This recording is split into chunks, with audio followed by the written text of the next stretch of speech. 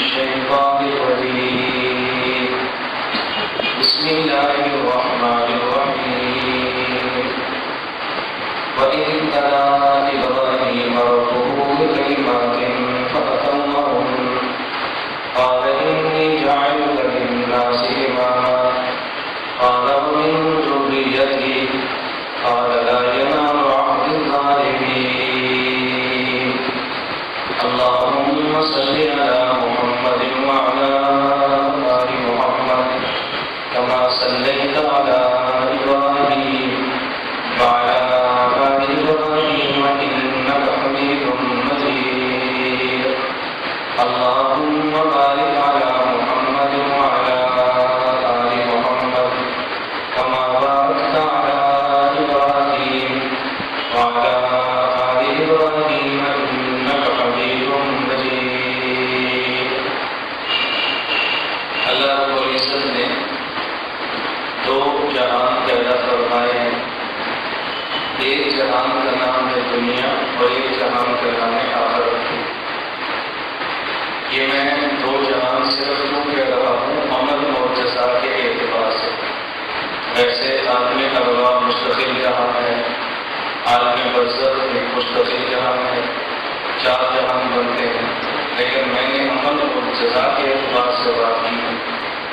ایک عالم عالم دنیا اور ایک عالم عالم آخرت.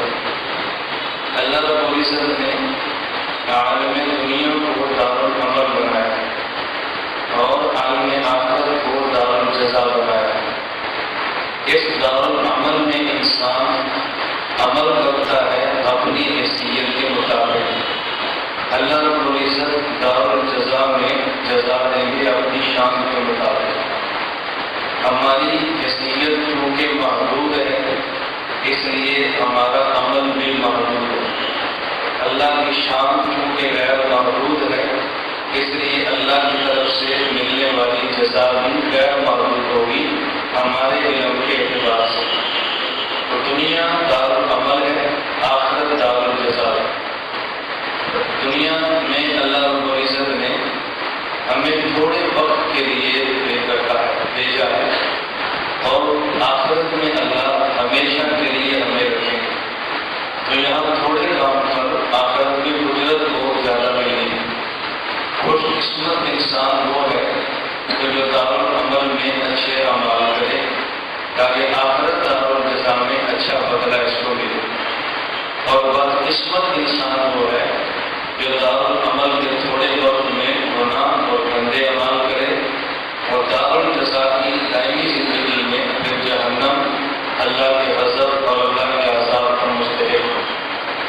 اللہ رب العزت امتحانات جس طرح عام انسانوں کے لیتے ہیں اس سے بڑھ کر انبیاء علیہ السلام کے لیتے ہیں. امتحانات میں مشقت اور محنت بھی ہوتی ہے. دنیا میں ایسا کوئی امتحان نہیں کہ جس امتحان میں مشقت اور محنت نہ ہو. کوئی طالب علم مدرسے کا ہو، کوئی اسٹوڈنٹ اسکول اور کالج کا ہو، کسی بھی شعبے سے وابستہ ہو اور امتحان دے تو اس کو مشقت برداشت کرنا پڑتی ہے. اللہ رب العزت بھی جب امتحانات لیتے ہیں مشقت میں مبتلا فرماتے ہیں. قرآن کریم میں اللہ رب العزت نے اعلان فرمایا ہے لقد خلقنا الانسان فی کبد کہ ہم نے انسان کو مشقت میں پیدا کیا ہے. اس کا مطلب کیا ہے کہ انسان نے جب تک دنیا میں رہنا ہے مشقت میں رہنا ہے. دنیا میں کوئی ایسا انسان نہیں کہ جس کو مشقت کا سامنا نہ کرنا پڑے. ہاں، ہر انسان کی مشقت اس کی حیثیت کے مطابق ہوتی ہے. غریب کی اپنی مشقت ہے، امیر کی اپنی مشقت ہے. غریب کی مشقت یہ ہے کہ مال کمانا کیسے ہے، اور امیر کی مشقت ہے کہ میرے پاس مال موجود ہے اس کو سنبھالنا کیسے ہے. پریشانی ہر کسی کی ہے. جو آدمی کمزور ہے وہ پریشان ہے کہ میں نے صحت مند بننا کیسے ہے، اور جو صحت مند ہے پریشان ہے کہ میں نے طاقت کو بچانا کیسے ہے. تو ہر آدمی کی مشقت تو ہے لیکن اپنی حیثیت کے مطابق. اب اگر کوئی آدمی الیکشن میں ہار جائے وہ سوچتا ہے کہ میں نے اپنی عزت اب کیسے بناؤں، ہار تو گیا ہوں. اور جو جیت کے وہ سمجھتا ہے کہ مجھے عزت ملی ہے اس میں نے باقی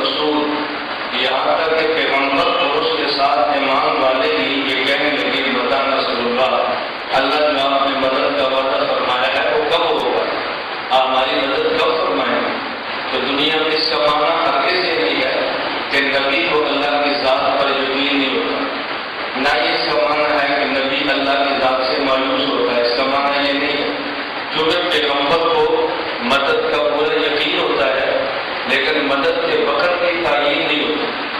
مدد کا یقین ہونا اور ہے اور مدد کے وقت کی تعین ہونا اور ہے. یہ تو پیغمبر کو یقین ہوتا ہے کہ اللہ میری مدد کرے گا، لیکن مدد کب کرے گا یہ چونکہ اللہ وقت کی تعین نہیں فرماتے. اگر پیغمبر اللہ سے پوچھتا ہے کہ یا اللہ میری مدد کب آئے گی.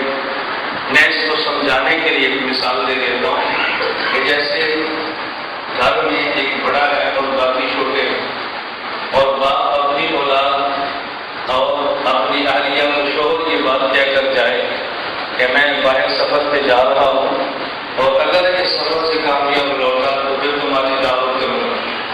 اب باپ کو بھی، بیٹوں کو بھی یقین ہے، بیٹیوں کو بھی یقین ہے، بیوی کو بھی یقین ہے کہ ہماری دعوت کرے گا. جب واپس آئے تو سب پوچھتے ہیں آپ دعوت کب کریں گے. اب یہ کب کریں گے ہمارا یہ نہیں کہ بے صبر ہے، اور یہ پوچھنے کا ہمارا یہ نہیں کہ باپ پر یقین نہیں ہے. یقین تو ہے لیکن پوچھتے ہیں کہ آپ کب کریں گے. اب تو 2 دن گزر گئے، 3 دن گزر گئے، ابھی تک دعوت نہیں ہوئی. تو نبی جو کہتا ہے اللہ کب مدد آئے گی، اس کا ہمارا یہ نہیں کہ نبی پہ صبر نہیں ہوتا. یہ میں اس لیے وضاحت کر رہا ہوں، کسی کے ذہن میں اعتراض نہیں کہ پیغمبر مایوس ہو جائے، ایسا معنی نہیں ہے. اتنے سخت امتحانات آتے ہیں کہ پیغمبر بھی اللہ سے پوچھتا ہے کہ اللہ مدد کب آئے. پھر حضور اکرم صلی اللہ علیہ وسلم کے ارشاد گرامی ذہن میں رکھیں. نبی کریم صلی اللہ علیہ وسلم نے فرمایا اشد الناس بلاء الانبیاء. دنیا میں سب سے زیادہ امتحانات اللہ نبی کا لیتے ہیں. ثم الامثل فالامثل. اور پھر جو جتنا نبی کے زیادہ قریب ہوتا ہے اتنے اس کے امتحان زیادہ آتے ہیں. جو نبی کے قریب ہو گئے امتحان زیادہ ہوں گے، پیغمبر کے قریب کم ہوگا تو امتحان کم ہوں گے. اب دیکھو یہ ابتدائی بات آپ کے ذہن میں بیٹھ جائے. میں جو مضمون بیان کرنا ہے وہ ابھی آپ کے ذہن میں نہیں ہے، میں اس کے لیے آپ کو کیا کر رہا ہوں، میں صرف سمجھا رہا ہوں یہ بات ذہن میں بیٹھ جائے. اب بتاؤ اگر کسی عالم پر کڑے حالات میں مشقت آ جائے تو یہ اللہ کے محبوب ہونے کی علامت ہے یا مقبول ہونے کی علامت ہے؟ تو ایسے آدمی سے محبت کرنی چاہیے، اس کو چھوڑ دینا چاہیے. محبت بڑھنی چاہیے. اور ہمارے قوم کا مزاج کیا ہے، وہی آدمی کا مشکل حالات آئے تو ہم چھوڑ دیتے ہیں اور اچھے حالات آئے تو روایت دیتے ہیں. کوئی ایسا نہیں صاحب ہو جس کو گورنمنٹ کبھی نہ پوچھے اس کے ساتھ بیٹھ کرتے ہیں. کوئی ایسا نہیں صاحب جس پر کبھی کبھی جھٹکا بھی لگے اس کے قریب نہیں آتے. اس کا معنی نہ ہم قرآن سمجھے ہیں نہ نبی کا فرمان سمجھے. اگر اللہ کا قرآن اور پیغمبر کا فرمان سمجھتے یہ الجھن کبھی نہ ہو. کسی شخص کے اوپر بیماری آ جائے، تکلیف آ جائے، مقروض ہو جائے، جیل میں چلا جائے، زخمی ہو جائے، ایسے حالات میں اس بات کی علامت ہرگز نہیں ہے اللہ میں سے تیار نہیں ہے. ہم سمجھتے ہیں کہ کوئی تکلیف نہ آئے، مال بہت زیادہ ہو، مکان بہت اچھا ہو، بینک بیلنس بہت ٹائٹ ہو، ہم سمجھتے ہیں کہ اللہ کا بہت فضل ہے. اور کچھ مسائل آتے ہیں ہم سمجھتے ہیں اللہ کا فضل نہیں ہے. اللہ کے لیے اپنے مائنڈ کو چینج کرو، اپنے دماغ کو تبدیل کرو، اپنا ذہن تھوڑا سا بناؤ کہ دنیا میں خدا نے ابتلا رکھی ہے ہر آدمی کے لیے، لیکن ہر آدمی کی ابتلا اور امتحان کی نوعیت الگ ہوتی ہے. اس تبدیلی کے بعد میں بات عرض کرنا چاہتا ہوں. اللہ رب العزت نے قرآن کریم میں ابراہیم علیہ السلام کا بطور خاص ذکر فرمایا. ہمیں رسول اللہ صلی اللہ علیہ وسلم کا ذکر بھی کرنا چاہیے اور سب سے زیادہ ہر وقت کرنا چاہیے. ابراہیم علیہ السلام کا بھی کرنا چاہیے کیونکہ ابراہیم علیہ السلام جد امجد ہمارے نبی کے دادا ہیں. دادا سے مراد حضور کو جس نسل سے چلے اور نبوت ملی ہے اسماعیل ہے. اسماعیل جو برد ابراہیم ہے. ابراہیم علیہ السلام کے بیٹے اسحاق سے 4000 نبی آئے اور ابراہیم کے بیٹے اسماعیل صرف ایک نبی آیا محمد رسول اللہ. لیکن وہ یہ کہتا ہے کہ 4000 کے 1.25 بھی ہو تو ایک کا مقابلہ نہیں. ایک آیا کیسا آیا آپ بتائیں، دنیا میں چھا گیا ہے. بعض لوگ آتے ہیں اور جانے کے لیے آتے ہیں، بعض لوگ آتے ہیں اور رہنے کے لیے آتے ہیں. ہمارے پیغمبر ابراہیم علیہ السلام کے بیٹے اسماعیل کی اولاد میں سے ہیں اور اسماعیل کی اولاد صرف ایک نبی ہے جس کا نام ہے محمد رسول اللہ صلی اللہ علیہ وسلم. اسحاق کی اولاد سے 4000 نبی ہے. تو دیکھو یہ نبی ایک ہے. میں اس لیے کہہ رہا تھا کہ نبی پاک صلی اللہ علیہ وسلم کے والد اسماعیل جو نبوت میں ان کے والد ابراہیم تو دادا نبی ہوئے. یہ بالکل ایسی ہے جیسے ہم کہتے ہیں یہ ہمارے دادا پیر ہے. کیا مطلب؟ ہم ان سے پیر ہیں، یہ ان سے پیر ہیں. جو دادا پیر ہے یہ پردادا پیر ہے. اسی طرح حضرت اسماعیل حضور کے یہ ابا نبی ہے اور ابراہیم یہ آپ کے دادا نبی ہے. میں اس لیے کہہ رہا ہوں کہ حضرت ابراہیم علیہ السلام قرآن کریم نے دو لفظ استعمال فرمائے. ان دو لفظوں کو آپ سمجھیں گے اگلی باتیں بہت ساری سمجھنی آسان ہوگی. ایک لفظ سے امت استعمال کیا قرآن کریم، وَكَذَلِكَ جَعَلْنَاكُمْ أُمَّةً وَسَطًا كُنتُمْ خَيْرَ أُمَّةٍ أُخْرِجَتْ لِلنَّاسِ. قرآن کریم میں لفظ امت استعمال کیا اور ایک لفظ سے ملت استعمال کیا، وَاتَّبِعْ مِلَّةَ إِبْرَاهِيمَ حَنِيفًا. تو ہمیں جس طرح حضور پاک کی امت بننے کا حکم ہے اسی طرح ابراہیم کی ملت بننے کا حکم ہے. اب اگر کوئی ہم سے پوچھے کہ تو ملت کس کی ہو، ہم کہتے ہیں ابراہیم علیہ السلام کی. اگر پوچھے امت کس کی ہو، ہم کہیں گے رسول اللہ صلی اللہ علیہ وسلم. تو ملت ابراہیمی ہے اور امت محمدی ہے. اب اس میں کوئی اعتراض کی بات نہیں ہے. اور ایک بات میں اتنا تعجب ہوتا ہے کہ جب انسان میں عقل نہ ہو یا علم نہ ہو آدمی کتنا بھٹکتا ہے اور کتنا پریشان ہوتا ہے. ہمارے امام اعظم ابو حنیفہ نبر اللہ مکہ، عجیب بات یہ ہے کہ ابراہیم علیہ السلام کے لیے جو خاص نفس اللہ نے بطور صرف قرآن میں ذکر کیا وہ صرف حنیف ہے. وَاتَّبِعْ مِلَّةَ إِبْرَاهِيمَ حَنِيفًا. حنیف کا لفظ ہے اور ہمارے امام کا نام نعمان بن ثابت ہے اور ان کا جو خاص وصف دنیا میں چلا ہے وہ کیا ہے؟ امام اعظم ابو حنیفہ. ہم قوم حنفی، ہم یہ کہہ سکتے ہیں ہم ملتاً بھی حنفی ہیں اور مذہباً بھی حنفی ہیں. کبھی کسی کے ذہن میں اشکال نہیں آتا کہ جب حضور کے امتی ہیں تو پھر ابراہیم کی ملت ہونے کی کیا ضرورت ہے؟ تو پھر یہ اشکال کیوں ذہن میں آتا ہے کہ جب ہم حضور کی امت ہے تو ابو حنیفہ کے مذہب کی کیا ضرورت ہے؟ اس پر اشکال نہیں ہے. اس پر اشکال کیوں آتا ہے؟ تو یا سمجھ نہیں ہے اور یا یہ لوگ چلاک لوگ ہیں. یا تو عقل نہیں ہے، سمجھتے نہیں ہے، اور یا چلاک ہے، ہوشیار لوگ ہیں اور مختلف ڈھیلے بہانے سے امت کو فکروں کے اندر مبتلا کرتے ہیں. امت کو فطرے میں مبتلا کرنا یہ جرم ہے اور امت کو فطروں سے نکالنا یہ جرم نہیں خوبی ہے. ہم فطرے میں مبتلا نہیں کرتے اور جو فطرے میں جاتا ہے اس کو فطرے سے نکالنے کی بھرپور محنت کرتے ہیں. یہ ہماری ذمہ داری بھی شامل ہے. اگر عالم یہ محنت نہیں کرے گا، آپ سے نہیں عالم سے معاوضہ ہوگا کہ تم بات سمجھاتے کیوں نہیں. آپ سے معاوضہ ہوگا جب عالم سمجھاتا تھا تم سمجھتے کیوں نہیں تھے. عالم سے پکڑ ہوگی تم بتاتے کیوں نہیں تھے. آپ سے معاوضہ ہو جب عالم نے بتایا تو مانتے کیوں نہیں تھے. تو کچھ کام علماء کا ہے، کچھ کام عوام کا ہے. ہمیں اپنا اپنا کام کرنا چاہیے. عوام کے ذمہ بتانا نہیں ہے، پوچھنا ہے، منوانا نہیں ہے، ماننا ہے. تو جب منوانا آپ کے ذمہ ہوگا تو مولوی نے کیا کرنا ہے.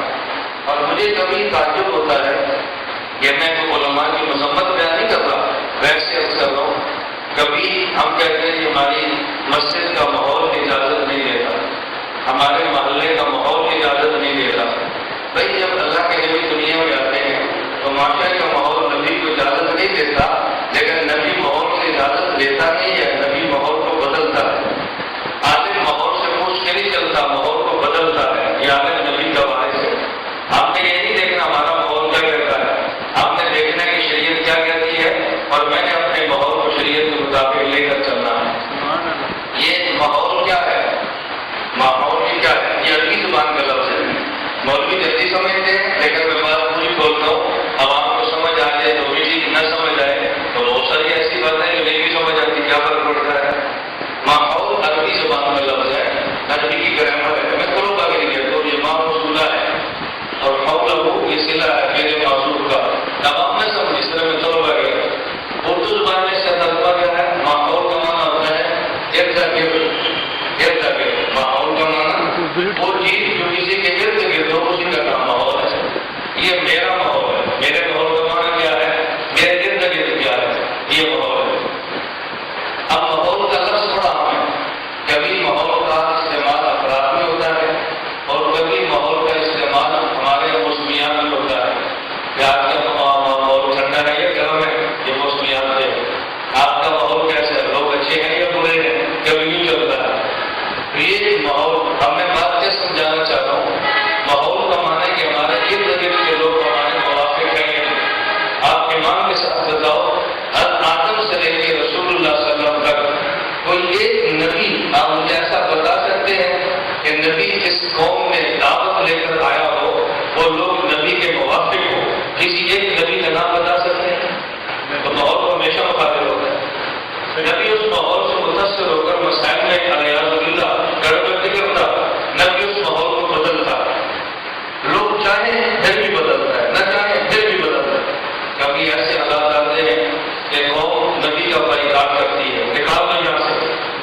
نبی نکل جاتا ہے، مسئلہ نہیں چھوڑتا۔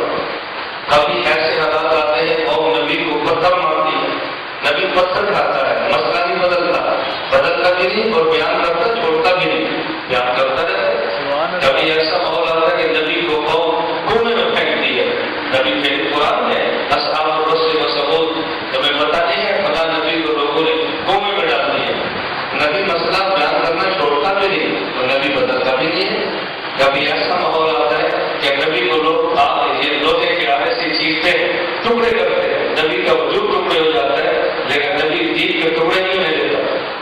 ماحول بھی کبھی موافق ہوا ہے، عجیب خبروں والی باتیں کرتے ہیں، ماحول موافق نہیں، ہمارا ماحول ایسا ہے۔ اس لیے میں بس اوقات جلسوں میں جاتا ہوں تو میں بطور لطافت، صرافت اور جسے کہتے ہیں دل لگی کے عوام میں جملہ کہتا ہوں کہ ہمارے اسٹیٹ پر بس اوقات نعت بھی فرما دیتے ہیں اور بعض سویل خطیب بھی فرما دیتے ہیں۔ بھیا بات سمجھ آئے تو آپ نے کیا کہنا ہے؟ آپ نے بتاؤ گے؟ میں کبھی یہ نہیں کہتا، کبھی میں سمجھ آئے تو کیا کہنا ہے؟ کہتے ہیں سبحان اللہ، اور کیسے کہنا ہے؟ اونچا کہنا ہے، جتنا اونچا ہوگا اتنا بڑا درخت لگے گا۔ ہماری میں نہیں کہہ رہا سبحان اللہ، یہ غلط بات ہے کہ میں نقل کر رہا ہوں، یہ غلط بات ہے۔ جتنا اونچا سبحان اللہ اتنا بڑا درخت لگے گا، یہ میرے علم میں کسی حدیث میں ہو سکتا ہے، وہ میرے علم میں نہیں ہے۔ تو میں ان جلسوں میں کہتا ہوں کہ اسٹیج والے کہتے ہیں بھائی آپ نے مجھے چلانا ہے، آپ ساتھ ہو گئے تو میں چلوں گا، بندہ میں چل نہیں سکتا۔ میں کہتا ہوں کہ یہ ڈبے کا کام ہے، انجن کا کام نہیں ہے۔ مولوی ڈبہ ہے یا انجن ہے؟ آپ نے روڈ اسٹیشن پہ انجن کھڑا ہوا ہے، وہ جو کیوں نہیں چلتا ایسا ڈبے مجھے دھکا نہیں دیتے، پاگل ہے انجن، یہ انجن چلانے کے قابل ہے؟ ڈبہ کھڑا ہے وہ جو کیوں نہیں چلتے، وہ کہتے ہیں انجن مجھے کھینچتا نہیں ہے۔ میں کہتا ہوں کہ ہم آپ کے انجن، ہم آپ کے ڈبے ہیں، آپ نے ہمیں نہیں چلانا، ہم نے آپ کو چلانا ہے۔ آپ نے تھوڑا ہی ہمیں چلانا ہے، ہم نے آپ کو چلانا ہے۔ آپ چلیں گے تو میں چلوں گا، نہیں چلائیں گے تو نہیں چلوں گا، میرے ذریعے کون سی بات ہے کوئی؟ اس لیے آپ سبحان اللہ کہیں یا نہ کہ آپ کی مرضی ہے، ہم نے آپ کو مسئلہ سمجھانا ہے اور آپ کو سبحان اللہ سے داد کا محتاج بھی نہیں ہے۔ ہم آپ کی داد کو کیا کریں گے کہ آپ داد دیں گے تو پھر چلیں گے، چلیں گے اس پر پھر بات نبی اس کا تعلق تو تربیت کی نیچے سوچے۔ اس لیے میں اکثر علماء سے کہتا ہوں کہ آپ میرے پاس کوئی وقت گزارو، تھوڑی دیر ہمارے پاس رہو۔ آپ شہری لوگ ہیں، کچھ لوگ ہمارے دیہات میں بھی ٹھہرے ہیں اور دیہات کی مزے بھی آپ لوٹے تھوڑا سا، اور یہ بات اس لیے کہتا ہوں اچھی طرح سمجھو۔ ایک ماحول دیہات کا ہے، ایک شہر کا ہے اور ایک ورلڈ لیول پہ دنیا کا ہے۔ ہماری خوبی یہ ہے کہ ہماری پرورش دیہات میں ہے اور پڑھا ہم نے فیصل آباد، ملتان، کراچی شہروں میں، اور کام ہم نے کیا پوری دنیا میں، تو ہم تینوں ماحول سمجھیں۔ دیہات میں بات کیسے کرنی ہے، سکھر میں کیسے کہنی ہے، کراچی میں کیسے کہنی ہے، دبئی میں بات کیسے کرنی ہے، ہانگ کانگ اور فلاں ملک میں کیسے کرنی ہے، ہم نے تینوں ماحول دیکھے۔ اور ایسے آپ کو بہت کم علماء ملیں گے یہ کہ تینوں ماحول دیکھے، تینوں ماحول۔ تو یہ تین ماحول جو بندہ جانتا ہو اس کا ہی ذائقہ مزاج ہی الگ ہوتا ہے۔ اللہ نے یہ بات سمجھنے کی توفیق عطا فرمائے۔ یہ میں درمیان میں چھوٹی چھوٹی باتیں کہتا رہتا ہوں، اس کا فائدہ کیا ہے؟ جو عقیدت مند ہے بہت خوش ہوتے ہیں، اور جو عقیدت مند نہیں ہوتے پریشان پہلے ہوتے ہیں، تھوڑا سا پریشان ہو جاتے ہیں۔ بھائی ہم آئے تھے بیان سننے کے لیے، جس نے اپنی کارگزاری شروع کر دی ہے، اپنی کارگزاری تو تبلیغ جماعت بھی بیان کرتی ہے، کون سے جرم میں کارگزاری بیان کر رہا تھا؟ ہر جماعت کرتی ہے، ہر شخص کرتا ہے، ہر امام کرتا ہے، میں کر لوں تو میں نے کون سا جرم کیا ہے؟ خیر میں ایسے کر رہا تھا، اللہ نے قرآن میں دو لفظ استعمال کرنا ہے، ایک لفظ ملت اور ایک لفظ بولو امت۔ اب ملت کس کی ہے؟ ابراہیم۔ امت کس کی ہے؟ ایک امت اور ملت کا معنی کیا ہے؟ جب یہ معنی سمجھ آئے تو الجھن نہیں۔ جہاں عقائد اور اصول کا وحدت اشتراک ہو اس کا نام ہے ملت، اور جہاں عقائد، اصول، جزیات اور فروع سارے متفق ہوں اس کا نام ہے امت۔ ہم عقائد ابراہیم علیہ السلام کے ساتھ ہیں، اصول ان کے ساتھ ہیں، لیکن اصول اور فروع، عقائد اور مسائل جیسے شریعت کہتے ہیں، ہم اس کو فقط ابراہیم کے نہیں ہیں، حضرت محمد رسول اللہ۔ اس لیے ہم امت، ملت ان کی ہے، امت ان کی ہے۔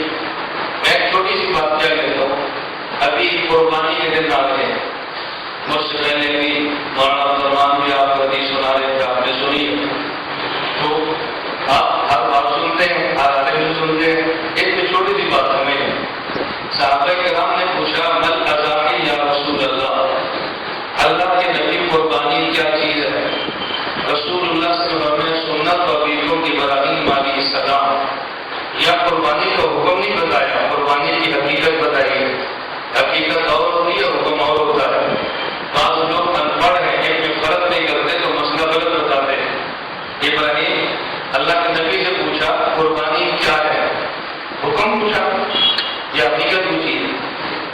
بولو حقیقت پوچھی ہے نا، حکم تو نہیں پوچھا.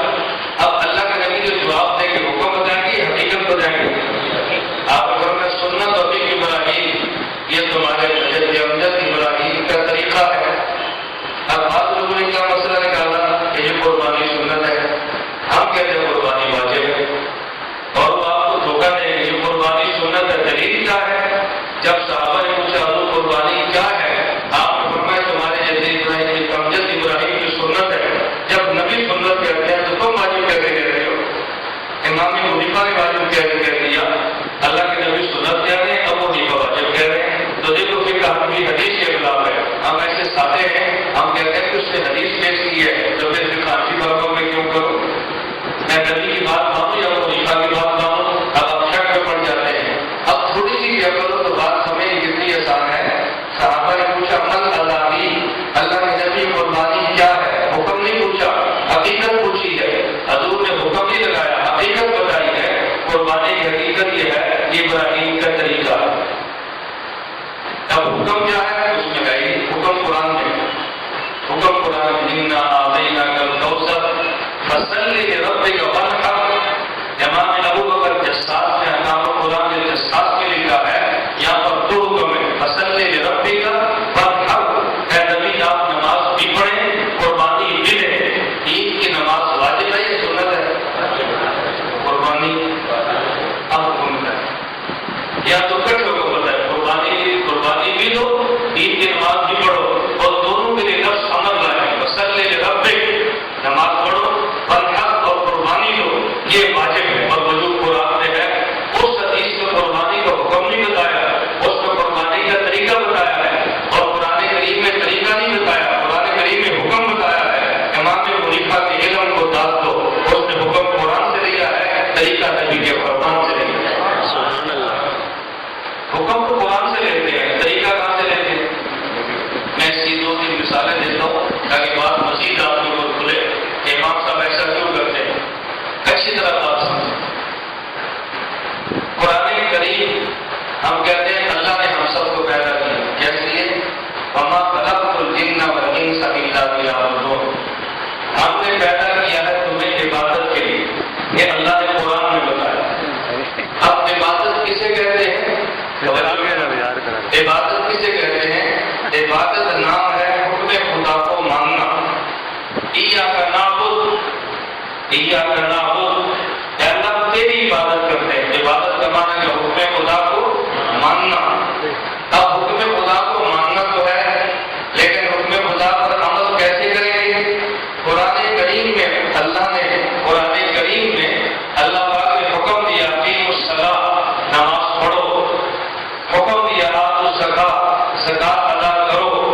حکم دیا اتموا الحج والعمرۃ للہ عمرہ پورا کرو، حج کرو. وللہ علی الناس حج البیت من استطاع الیہ سبیلا، حج کرو. قرآن نے حکم دیا. اب بتاؤ اللہ نے حکم تو دیا ہے کہ نماز پڑھو، نماز پڑھے کیسے؟ یہ پڑھ کے اللہ دکھائے گی یا حضور دکھائے گی؟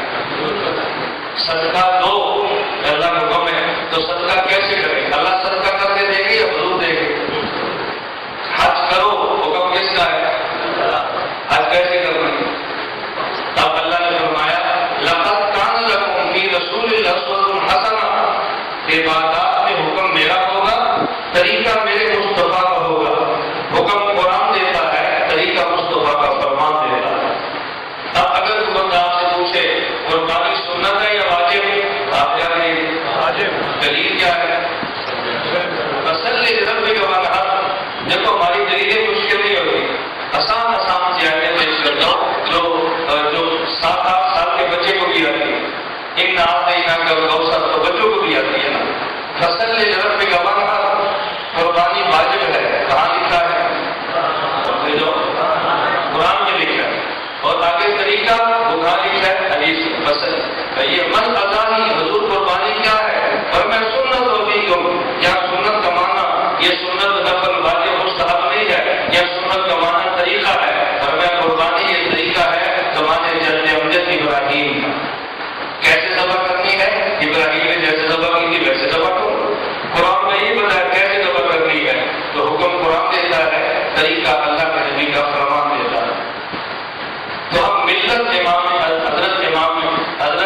ابراہیم کی ہے اور امت حضور اکرم صلی اللہ علیہ وسلم کی۔ اصول میں ان کے ساتھ اکٹھے ہیں، لیکن اصول اور فروع، قواعد اور مسائل، جزیات و کلیات، اس میں ہم رسول اللہ صلی اللہ علیہ وسلم کی بات مانتے ہیں، اس لیے امت ان کی ہے اور ملت ان کی ہے، امت ان کی ہے۔ ہمارے یہاں قائد اعظم محمد علی جناح مرحوم، ان کی ہمشیرہ کا نام کیا تھا؟ فاطمہ۔ مادر امت یا مادر ملت؟ مادر امت نہیں کہتے، مادر ملت کہتے ہیں۔ اب جس کو مانے کا فرض ہے اس کو اشکال نہیں ہوگا، جس کو مانے کا فرض نہیں ہے تو کہ ملت کی ماں کیسے بن گئی، اس کو اشکالات پیدا ہو رہے ہیں۔ میں بات سمجھا رہا تھا کہ دنیا دارالعمل ہے، آخرت دارالجزا۔ اللہ رب العزت دنیا میں انسان کو ابتلا کے اندر شامل کرتے ہیں، امتحان لیتے ہیں۔ دنیا میں عمل ہماری حیثیت کے مطابق اور آخرت میں جزا اللہ کی شان کے مطابق۔ اس لیے تھوڑے عمل پر اللہ کو بڑا انعام دیتے ہیں، آپ کو وجہ سمجھ آ جائے کیوں؟ اس لیے کہ دنیا میں عمل ہماری حیثیت کے مطابق، ہماری حیثیت محدود، ہمارا عمل بھی محدود۔ آخرت میں جزا اللہ کی شان کے مطابق، اللہ کی شان محدود تو اللہ کی جزا بھی محدود ہے۔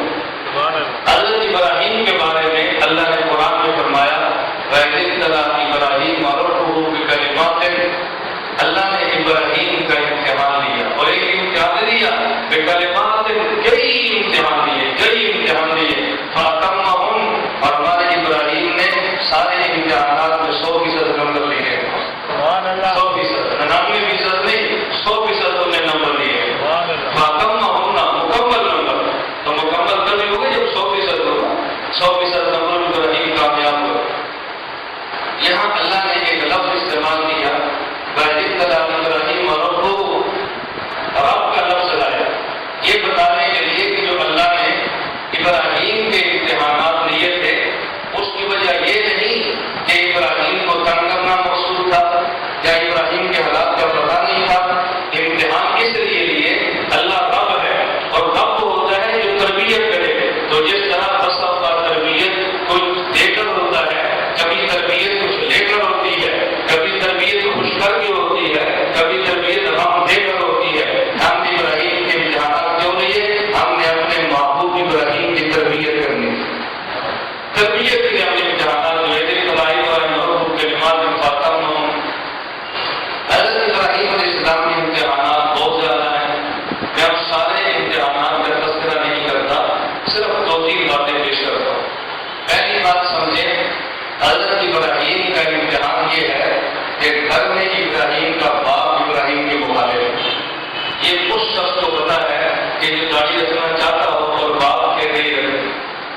ہماری اس مجلس میں ایسے لوگ موجود ہیں جن کو میں جانتا ہوں، بیٹا داڑھی رکھنا چاہتا ہے، باپ کہتا ہے نہیں کرنی، بیٹی پردہ کرنا چاہتی ہے اور ماں کہتی ہے نہیں کرنی۔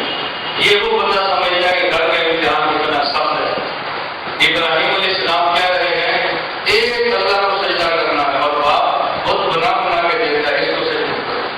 عجیب امتحان ہے۔ بیٹا کہہ رہا ہے ایک خدا کو سجدہ کرو، اور باپ بہت بنا کے دے رہے ہیں ان کو سجدہ کرو، ان کا سجدہ کرو۔ اب ابراہیم علیہ السلام کا اتنا بڑا امتحان ہے۔ امتحان کیا ہے؟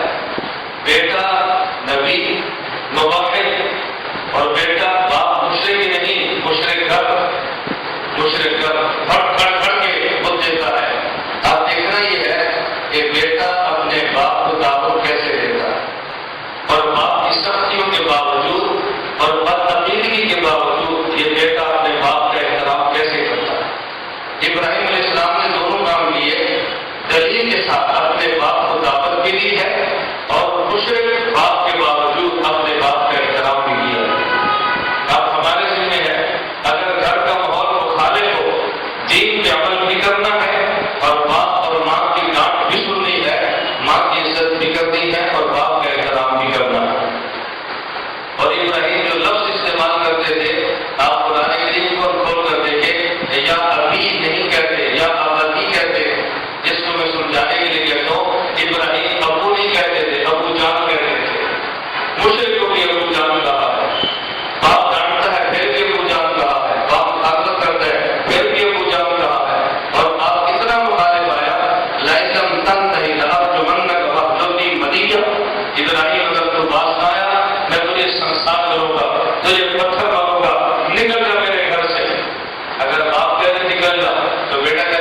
میری جائیداد تو میں نکل جاتا ہوں، میرا حصہ تو میں نکل جاتا ہوں.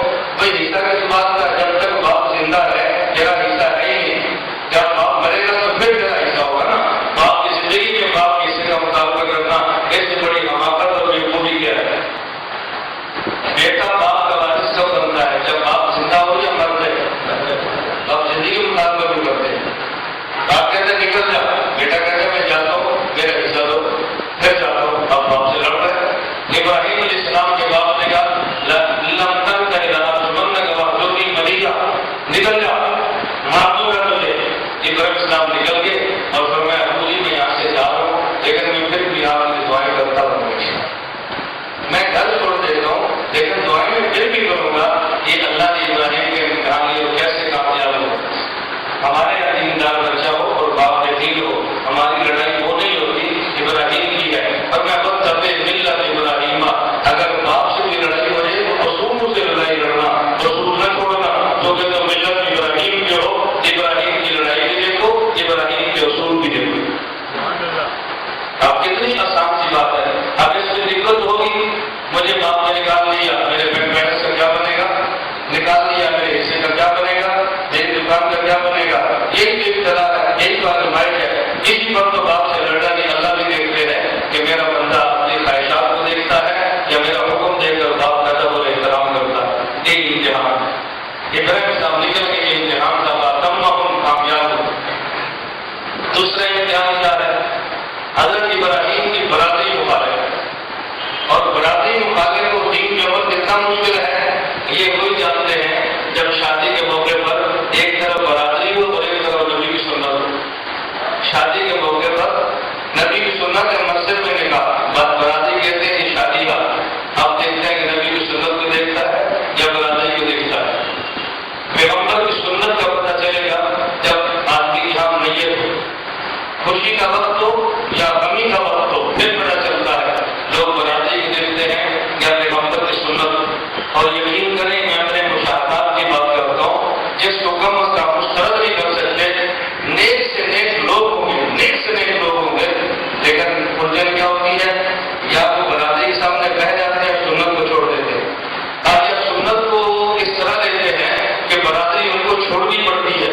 ایسا بیچ کا رستہ اختیار کرے کہ سنت میں عمل بھی ہو جائے اور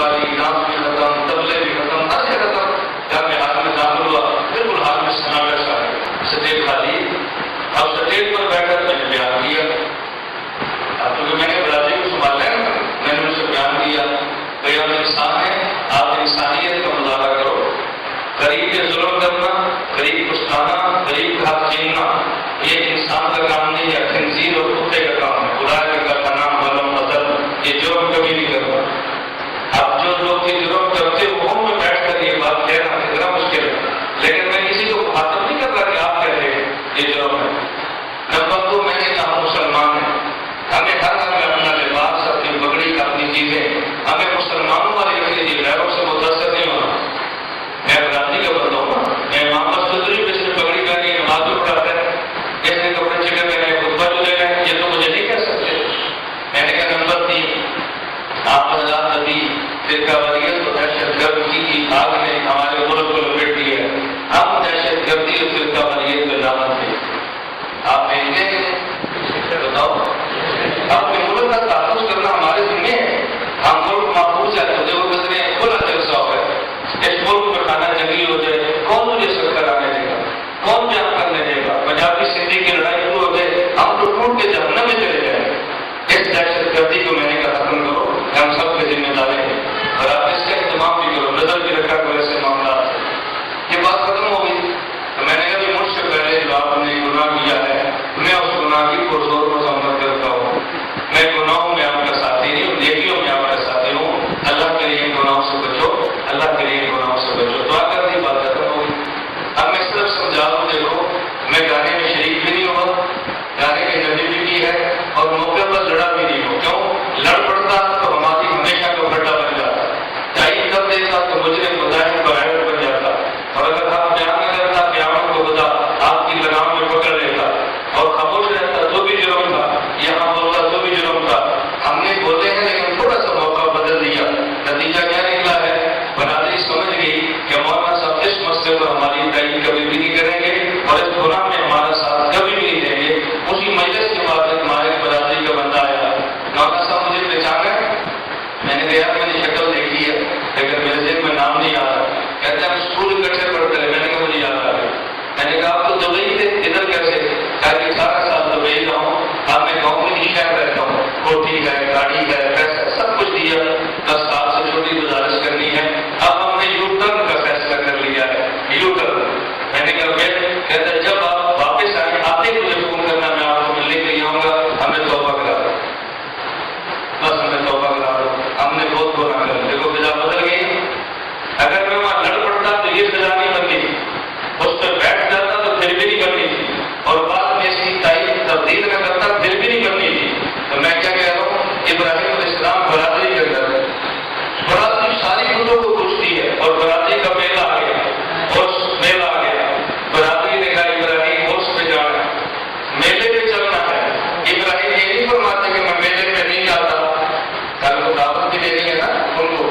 ابراہیم کیا فرما رہے ہیں، نہیں سکین، میں بیمار ہوں میں نہیں جا سکتا، کیسا پیارا جواب، میں بیمار ہوں میں نہیں جا سکتا۔ ابراہیم علیہ السلام صحت مند تھے، بیماری کا مطلب یہ تھا یہ جو تم شرک کرتے ہو نا، بتوں کو پوجا کرتے ہو، خدا کے دربار کو چھوڑ کے غیروں کے در پہ یہ جو چاٹتے پھرتے ہو، اس سے مجھے دل میں تکلیف ہوتی ہے، دل میں درد اٹھتا ہے، اللہ میری قوم کیا کر رہی ہے، اتنی سکیم ہوں میں بیمار ہوں۔ کیسا جملہ فرمایا یہ ابراہیم فرمایا میں بیمار ہوں۔ برادری چلی گئی، ابراہیم علیہ السلام خود کھانے لگے، جب ان کے بت بڑے بڑے کلہاڑا لیا، ایک بت کا ناک توڑا، ایک بت کا کان کاٹا، کسی کا کندھا زخمی کیا، سارے بتوں کو، اور بڑے بت کو چھوڑ دیا، اور پھر جو کلہاڑا تھا وہ بڑے بت کے کندھے پہ چھوڑ دیا، اب واپس آ گئے۔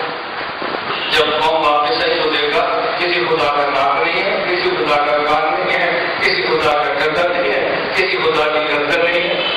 پوچھا یہ کس نے کیا ہے؟ مشورہ، بیٹھ کی ساری برادری جرگہ بیٹھا، جرگے میں کہا جی ہمیں نہ بتائیے لوگوں کی برائی، ہم نے بندے کا نام سنا کہ برائی ہے، یہ اس کا کام ہوگا، کہا بلاؤ اس کو۔ ابراہیم علیہ السلام آئے، کہا تو نے کیا ہے؟ یہ نہیں کہا میں نے نہیں کیا، تو یہ بھی نہیں کہا میں نے کیا ہے۔ اب دیکھو کیسا ملت ہے، اصول سیکھو، ایسے جلی بھی نہ بنو کہ تمہیں کھانا جانا پڑے پھر بعد معافی مانگ کے باہر آؤ، ایسے جلی بھی نہ بنو، اور ایسے بزرگ بھی نہ بنو بات کہہ نہ سکو۔ یہ نہیں فرمایا کہ میں نے کیا ہے، اور یہ بھی فرمایا نہیں کیا، فرمایا بل فعلہ، یہ کام اس نے کیا ہے، بس اس نے کس نے کیا یہ ذکر نہیں کیا۔